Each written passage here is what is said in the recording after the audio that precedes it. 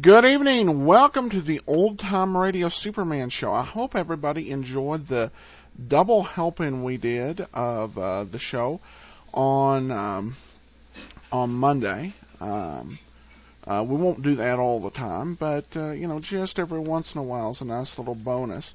Today's show is a little bit early just because we got something we want to get to, and I want to make sure that we get there and there's no difficulty. So we're going to go ahead and get started here. I just want to go ahead and encourage you as we get started. If you enjoy the program, please cast your vote for us at podcastalley.com.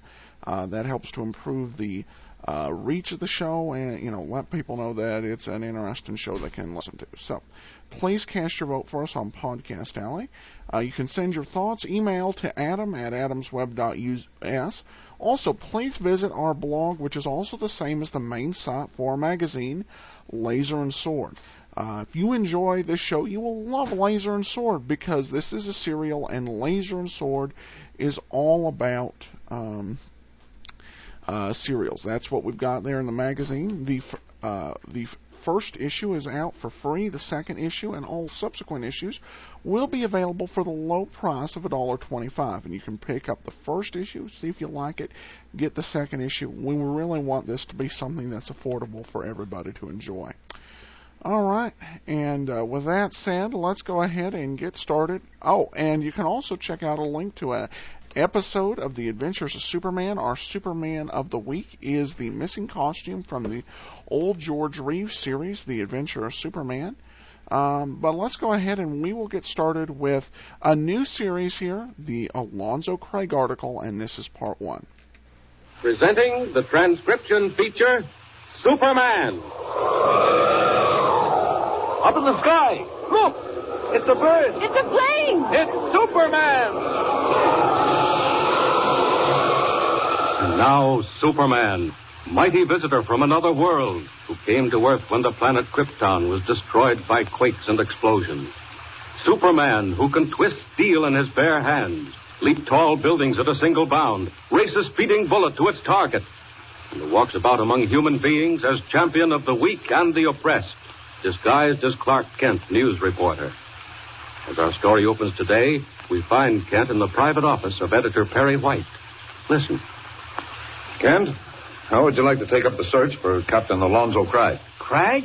The Arctic explorer? Why, he's been missing for 3 years. Look here. Now sit down and let me give you the whole story.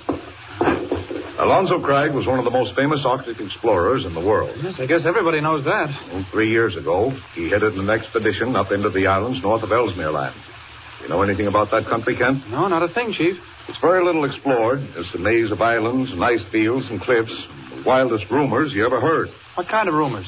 Well, most people don't believe them.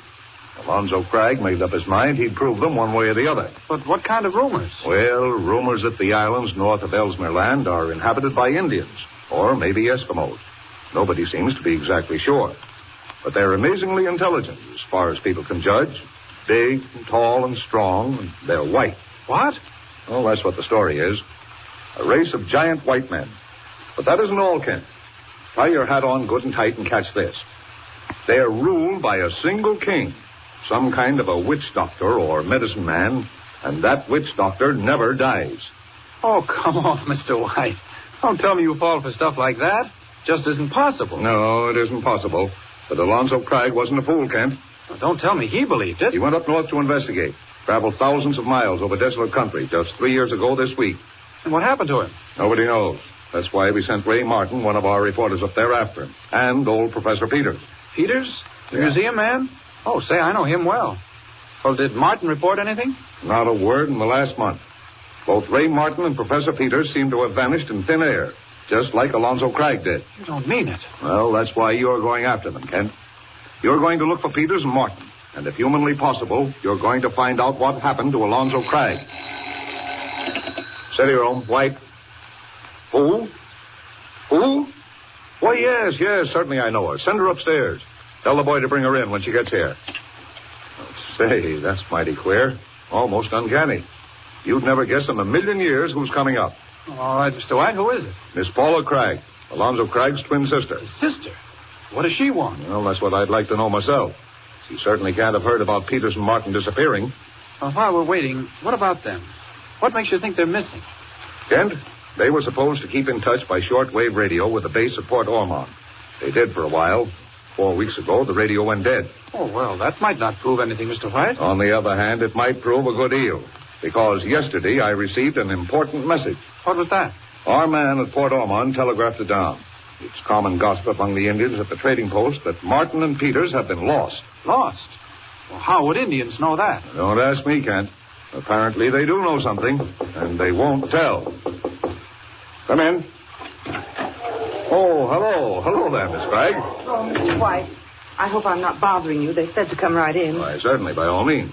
Oh, may I present Mr. Kent, Mr. Clark Kent, Miss Paula Cragg. How do you do, Mr. How do you Cragg? do? It's a funny thing you picked out today to come in, Miss Cragg. Kent's on his way to Port Ormond in the north. Mr. White, something's happened, and I don't know what to make of it. Why, what is it? You remember about the rings. I think I told you about them. Well, you might tell Kent. Mr. Kent, Alonzo and I were twins. When we were graduated from school, my father gave us both identical rings, carrying his initial and our mother's initial in a sort of seal on the back. Well, the point is, Kent, that Captain Cragg always wore his, and Miss Cragg always wore hers. That is, she did until Ray Martin went north. Exactly, Mr. White. When you sent your searching expedition north to find my brother, I gave Mr. Martin my ring to take with him. You see, I thought it might help him identify Alonzo. I understand, Miss Cragg. But you said something peculiar happened. Yes, very peculiar. This morning, I received a small package in the mail. And when I opened it, well, look. What?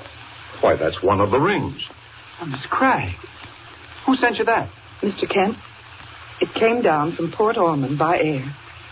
My brother's old navigator, Captain Walters, wrote that he bought it from an Indian. It's my brother's ring. Why, that's amazing. Great heavens. But, the time. Look, I never noticed it. Kent, your train leaves in 20 minutes. My train? Oh, yes, it slipped my mind. Miss Cragg, now, I'm going to be terribly rude now, but I'll make amends some other time. Well, Mr. White, I don't understand. Well, now, look here. Kent has only 20 minutes to catch his train. Leave Captain Waller's letter in the ring here, and Kent will take the ring north with him. I'll call you once I get my bearings. Oh, of course, Mr. White. I hope I haven't upset you. Oh, fine. You're a real soldier, Miss Cragg, a real soldier. And don't worry. I'll call you in a day or two. All right. Goodbye, Mr. Kent, and good luck. Goodbye, Miss Cragg. And we'll find your brother for you. Thank heavens. Kent, we've got to work fast. I'll say so. Mr. White, I can't possibly catch your train in 20 minutes. Forget it. I have to get her out. Now, Kent, look here. Look at this ring. Oh, what about it? She hasn't heard about Martin and Peters being lost. She took it for granted that this was her brother's ring, that somehow it had come back from Alonzo Cragg. What's the letter say? Oh, forget the letter. Walters thought the same thing, and they're both wrong. Mr. White, what do you mean? Kent, this isn't Alonzo Cragg's ring. What? They're supposed to be identical, but they're not. I can tell by this scratch on the inside of the band. Here, see? I put that scratch there myself before Ray Martin took the ring. Great Scott. You're not saying... Kent, I am. This is the ring Paula Cragg gave to Ray Martin. Now then, what's happened to Martin and Peters? And how under heaven did this ring get back to Port Ormond and into Captain Walter's hands? Telegram, Mr. White. Here, give it here. Kent, this is from Captain Walters, Ike Walters, up at Port Ormond. Yes? He was the one who took Alonzo Cragg to Ellesmere Land. I told him you were coming. What's he say? Urge your man to use all speed. Time may be important. May know more when he gets here. Walters. Kent, what's going on up there? Mr. White, I don't know. But I'm going to find out. Say, maybe I can catch that train after all.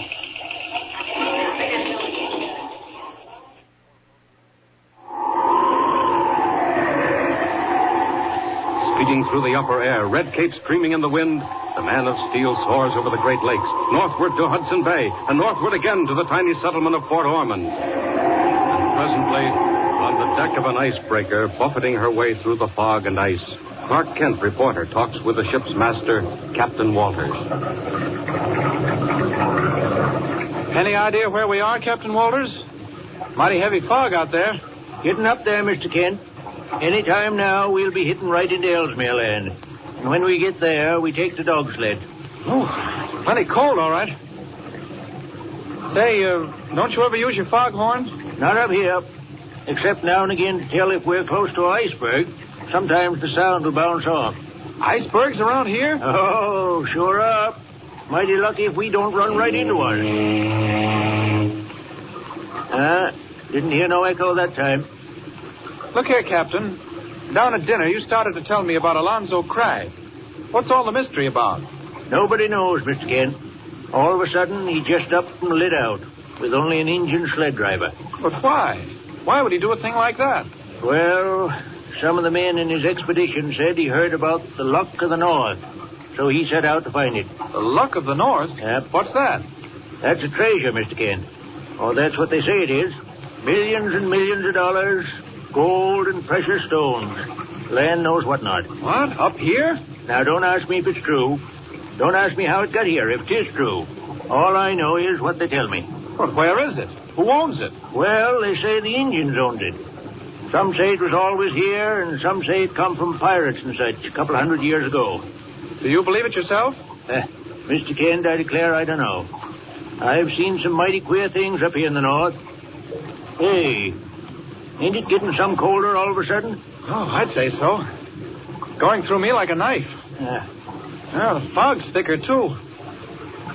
Say, look here, Captain. Yeah? What about these Indians you were talking about? Well, nobody knows much about them neither, Mr. Kent. They keep to themselves, and their old witch doctor backs them up. If you ask me, Alonzo Cragg went after the Luck of the North, and the Indians went after Cragg. All right, but what about Ray Martin and Professor Peters? Oh, and by the way, you never did tell me how you happened to find that ring. Now, listen. You hear that echo? That means there's a berg right close by. Yeah? Iceberg! Iceberg dead ahead! Astern! Full speed astern! Hey, look. Off the starboard beam. Coming through the fog. Iceberg's closing in on us. Captain Walters, what'll we do? Look! Look! I see it. I ain't blind. There ain't nothing we can do. Hey, look out! Stay where you are now, Kent. I got to work fast here. Hold her off! Put your helm down hard! There, he's gone. They'll never see me in the fog.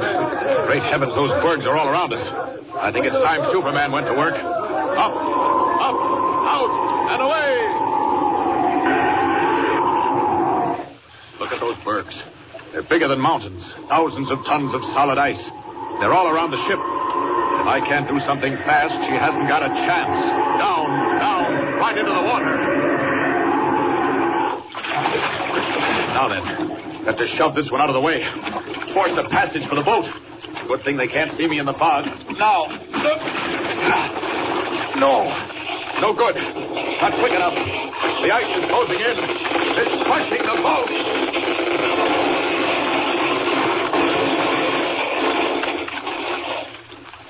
Sudden crushing danger in the Arctic ice fields. Can Superman force a path for the tiny vessel? Or has he met his match in the towering ice peaks of the northern seas? Tune in next time and follow the story. Up in the sky! Look! It's a bird! It's a plane! It's Superman!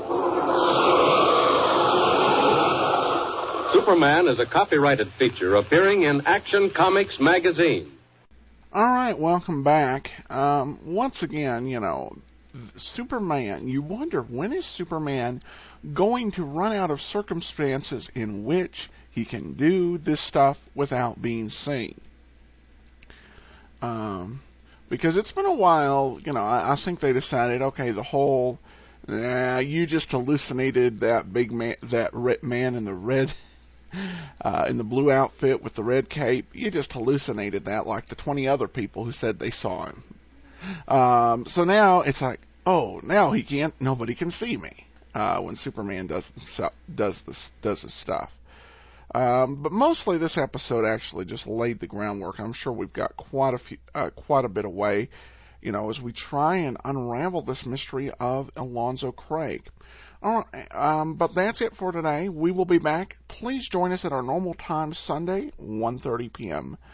Mountain Time, 3:30 p.m. Eastern, and then also join us on Wednesday every night, unless otherwise noted, 7:30 p.m. Mountain, 5:30 p.m. Eastern.